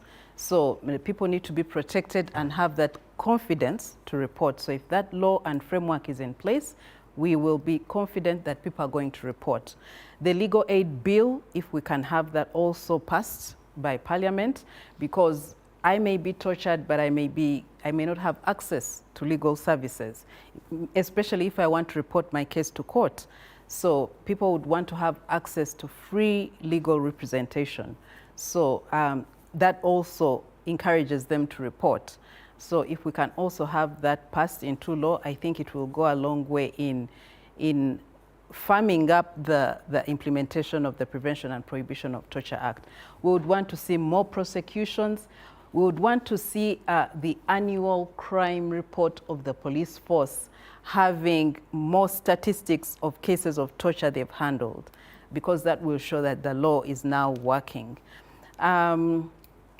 When I talked about decentralization of compensation, payment of compensation, why government did that was to encourage the individual institutions to rein upon their officers so that they can stop engaging in acts of torture. So government will not give you an ideal budget so that you can be able to pay compensation, because that is just keeping the cycle running. That's encouraging. Exactly. So as institutions, I think it's very important. Even after, sorry to cut you short, after he said some people are compensated even up to 100 million, I don't know why I'm struggling with work. I should just go find someone to torture me, maybe. So institutions really are supposed to put firm frameworks in place so that their officers do not torture while they are doing work. That is why compensation was decentralized. So we would want to see those mechanisms by the various institutions to hold their officers accountable. Yeah. There's been an argument that it's not enough to take these officers before their disciplinary procedures for the various institutions, that if it's an act of torture, let this person be prosecuted. So I think for the accountability, would want to see more accountability for people who have been engaged in acts of torture. Yes. Okay, okay. That's a start. That's a very important start. Now, we'd like to give a message to our viewers, because somebody out there, but before we give that message, Ida, is there a plan to teach people? There's a very important book that says, "My people perish for the lack of knowledge." Is there a plan to train people on the ground, to train people who are involved, to train even civil servants, to train everyone when it comes to the law on torture and their rights? Is there a plan to do that? The Uganda Human Rights Commission has a constitutional mandate to conduct civic education, including human rights education. So the trainings on the Prevention and Prohibition of Torture Act really have been ongoing since it was passed as a law. Since 2012, we've been training with Sam, James, Barbara, we've been training. So I think it's just to continue training, because like James has said, we have new recruits that are brought on board. So even these need to be trained. The trainings have to be continuous, because for me to appreciate a concept, I think it has to be told to me several times. To understand. Yes, so we are going to continue training, as we've always done. We're going to continue the trainings of law enforcement and security agencies. We're going to continue engaging with the DPP, and all key actors in terms of ensuring the effective enforcement of the Prevention and Prohibition of Torture Act. Okay, Yes. okay. So I'd like to hear a message to our viewers. I know there's a lot of people. This year we're trying to pass the message that each and every one of us can be a victim to torture. For us not to sit back and say, they'll deal with that. Every single one of us can be a victim of torture, and that's the kind of message that we want to pass down. Now, we'll be taking a couple of questions for anybody who's watching on Zoom, or even using the hashtag that's Torture Law 10. That is the hashtag that we're using. Please put your questions, and then we'll be taking a couple of questions on our Zoom. But as the questions come through, I'll start with you, Barbara. What message would you like to give someone who's watching at home and saying, that's not for me? What message would you like to give them? Thank you so much. For the Office of the DPP, a message we'd like to give out there is that the ODPP is actually condemns any acts of torture as an institution. That is, we do not condone torture in the strongest terms. And our message, therefore, is that please, if you have if you are a victim, if you have a relative who's a victim, please report your cases to police and see through that your cases are investigated. And if you have any complaint against that process, you can even come to our offices. Okay, the DPP has offices across the country, where I think we have 127 offices across the country. Those include resident state attorney offices, and the people who sit there, resident state attorneys, resident state prosecutors. They are all officers of the DPP, and you can just walk in, ask for the person in charge of that office, and tell them I have a matter that I reported at police, and maybe I'm not seeking help. If you're not helped at that level, we even have regional offices across the country. We have 16 regional offices across the country, from the main, actually, traditional regional corners of Uganda, but we've added more. We have in Kampala, Mpigi, we have Mubende, we have Masindi, we have Gulu, Arua, Soroti, Lira, Kabale, Masaka, so across the country. So if you're not helped at the resident state attorney level and you feel your matter has not been handled appropriately, that you reported, you can always refer to the regional offices. The regional offices are actually manned by senior officers, they're assistant DPPs, and at that level, their responsibility is actually to review decisions that are made at the lower level. And if you're still not happy at that level, you come then to head office, which is at Workers' House, okay? You file in your complaint, you write to the DPP, and states clearly if you still feel you reported a case and it has not been given appropriate attention or has not been taken through the process. So we have, it's an open door policy. Everyone, the officers are open. You just come in, ask for who is in charge, and you will be assisted. So what we're saying is that we are a public office and we're here to serve, Yeah, so thank you. Wow, that seems quite thorough, and I think that reassures anybody who's watching and they believe that they can actually get the help they need. Yes. So over to you, James. James happens to be in the Department of Human Rights of the Uganda Police Force.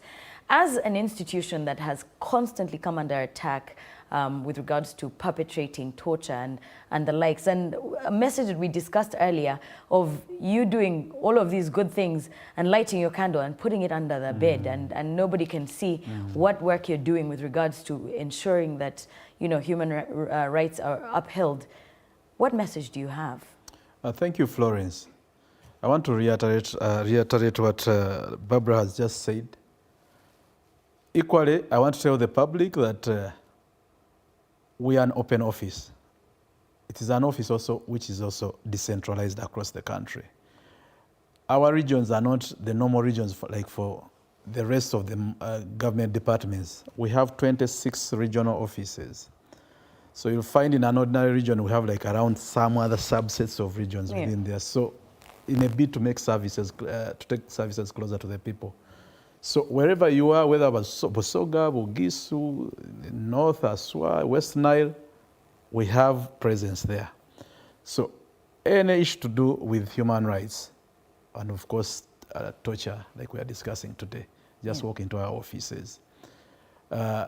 We can have the professional standards unit. Barbara has talked about the case. Reporting the case and seeing it through is also is another issue. Where you feel you have reported your case and is not getting the thrust that deserves, please, we have an alternative office within the region. Go to the professional standards unit. You say, I reported my case, but the way I'm seeing it, there's no progress. We shall intervene, okay? Coming back to my department that I head, we are located in Naguru at police headquarters.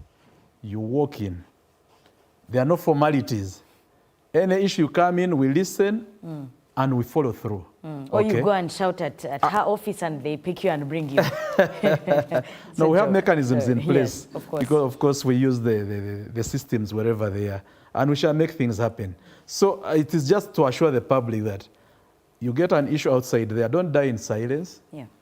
Walk to us, and you'll get all the solutions that you need. And when we talk about these human rights issues, I also pass on this message to our fellow officers, because at times they think when you're talking about human rights issues, it's limited to these other people other than the people that wear the uniform.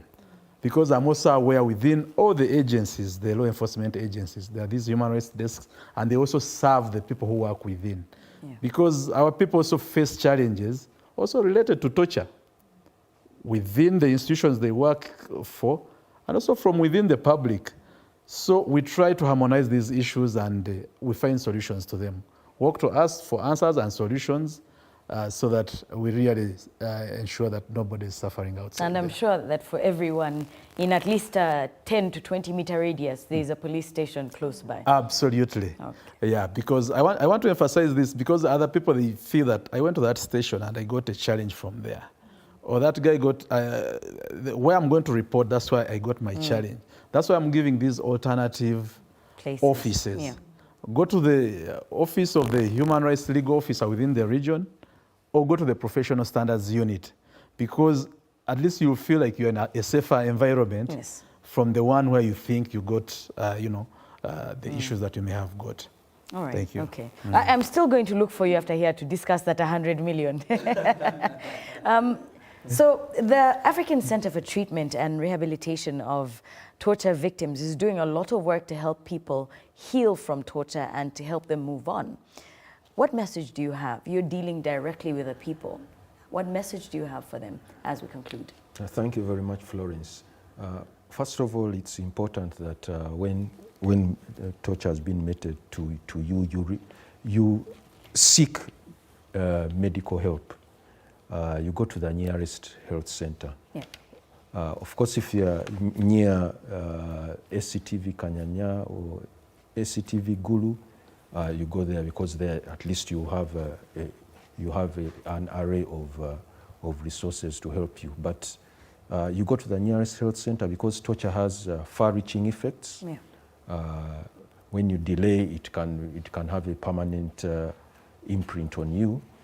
But my colleagues, the Uganda Human Rights Commission and the police also are partners, because after treatment and rehabilitation, please you report the case. You report to the Uganda Human Rights Commission or the police. Of course, they always say the police, but the issue is that the police has the widest coverage and I mean, of course, at the end of the day, if you go through a case, there has to be a statement from the police. But the message clearly is to report.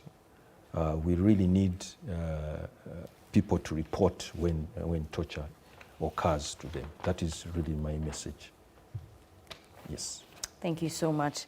And of course, over to you, Ida. This day is very important for you because for 35 years, the Uganda Human Rights Commission has tried to help people when it comes to torture. And for 10 years, they've enacted this to be able to bring this to life. What message do you have? The message I would have is to tell the public out there that you don't necessarily have to be a victim of torture to report. Actually, the Prevention and Prohibition of Torture Act gives the responsibility of reporting to each and every one of us. Section 20 of the Act provides that we have the duty and responsibility to report acts of torture. So even if you are not a victim, but you are able to witness or see an act of torture happening, please, you have the responsibility to report. And we are encouraging each and every one of us, as we've said, each of us could be a victim, to report torture. And with the Commission, our offices are open. We are located at regional level. We have 12 regional offices scattered all over the country. We are always popularizing them. We are always popularizing our toll-free lines at the various media platforms where we are present. So look out for those so that you can report your cases of torture. You can even approach us at our head office located on Lumumba Avenue and report your case of torture. So it's not about you being the victim, having to walk and report, but each one of us has a responsibility if you were able to witness or see an act of torture happening. All right, yeah. Thank you so much. Join me, of course, in appreciating the panel that has made this conversation very clear, and hopefully we will each take and do our part when it comes to torture, not just preventing it, but also not instigating, not meting it out, but also understanding that each and every one of us can be a victim and reporting and going through the right procedure. Thank you all for joining me. Again, my panel, of course, is Ida Nachiganda, who is with the Uganda Human Rights Commission. I was also joined by Herbert Samuel Nsubuga, the CEO for the African Center for Treatment and Rehabilitation of Torture Victims, and also part of the Coalition Against Torture. Also joining us today was ASP James Kusemerera, who is in the Human Rights Department for the Uganda Police, and of course the Assistant Director for the Directorate of Public Prosecution, Barbara Kauma. Thank you all for joining us today. Now, just to remind you who is at home, you can be a part of this conversation. For anything that you've missed out, remember to follow the hashtag that is anti-torture law 10. It's currently running and we've got quotes on that, and you can go and follow it to remember and to jog your memory on anything that we've discussed today. But knowing and understanding that you too can be a victim and that you need to stand up against torture as we celebrate this commemoration, this anniversary, remember that you can actually call a number to get any help that you need. The number is 0800 100 766. That's for the UHRC. That's 0800 100 766 for UHRC, or you can call 0800 202 791 to reach ACTV for your personal assistance. Alternatively, you could walk to a police station close by or to any office of the DPP. We encourage you, of course, to be a part of this conversation, but to also reach out and teach other people and let them know that they have their right against torture and they can actually report as well. Thank you all for being a part of this conversation. Now, you definitely want to keep it here on NBS TV, your #1 TV station. Coming up is Eagles Extra for you and your love of politics. Thank you so much, and I wish you all a happy celebration of 10 years and 35 years. Thank you. My name is Flo Kitui. Thank you for being a part of the show. Have a lovely afternoon.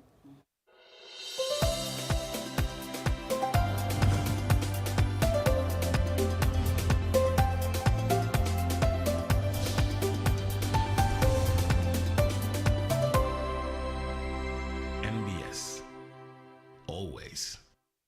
I'm growing up, I'm growing into every moment. Thanks, Mom. Nurture the moment with Minute Maid Delight, now available in apple flavor in the 400ml ready